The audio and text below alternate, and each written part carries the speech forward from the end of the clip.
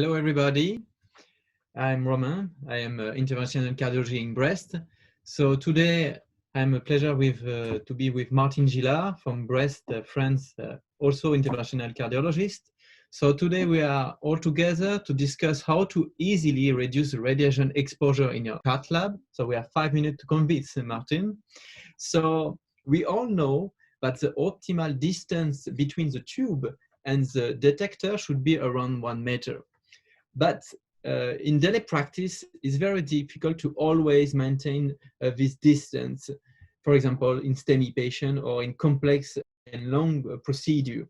How you manage this issue, Martin, in your daily practice? I agree. It's a very good point. In order to maintain the catheter close to the patient, whatever the incidence, GE developed the InnovaSense. InnovaSense is an automatic patient controlling system that selects the optimal position for the image receptor according to the patient.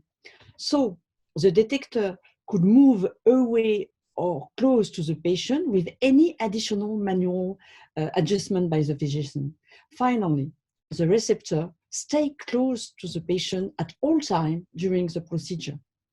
It is important to note that this system allows to keep the target source to the image distance in a good level, even in a patient with high BMI, as you can see in the graphs. So now we can have a movie in order to explain, because it's not so easy to explain. And you can see here, when the physician is modifying the eye of the table, the receptor is following the patient, but it is automatic.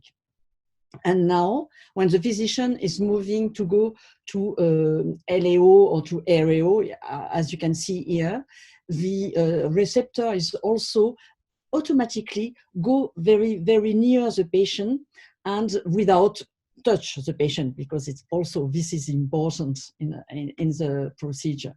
And you can see it's very, very easy to have every time the receptor close to the patient without any modification of ourselves. Thank you, Martin. It's very clear. So we already discussed before, with the increasing duration of the procedure time, the fluoroscopy time is also increasing. And usually we use a 15 frame rate, usually in the daily practice. But did you think we need to use that routinely? No, for me, it's no more useful. We have the possibility to use a 3.75 frame rate in daily practice for the majority of the procedure without major reduction of the quality of the image. This is important. So indeed, to compensate for a possible reduction in image quality with a low frame rate, the authorized system developed by GE is an intelligent image chain, allowing to maintain a good image resolution in the 3.75 frame rate. So it's very important. And you can see here in this graph that we significantly reduce the dose exposure for each type of procedure, actually. Martin, we have discussed how to reduce the dose during the procedure.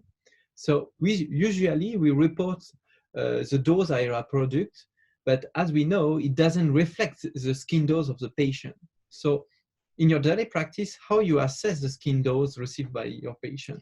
So we have the dose map. The dose map is a feature used to calculate, display, and record an estimated local cumulated dose during procedure.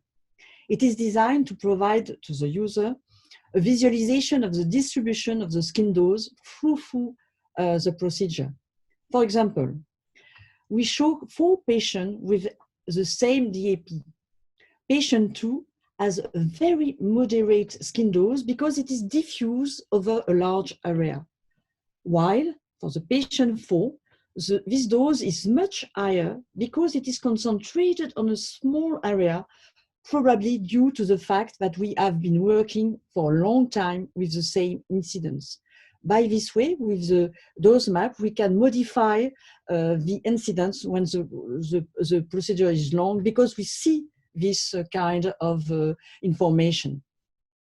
Thank you, Martin. It's very clear. So now it's time to summarize. could you give us your take-home message? So we have seen the robotic assistance to reduce the distance from receptor to patient in a sense. We have see also the importance of intelligent chain image, allowing to use the 3.75 frame rate in fluoro. And also we have seen the visualization of the distribution of local cumulative dose, which is very important, the dose map, in order to result in easy and automatic patient and physician reduction dose. Thank you, Martin.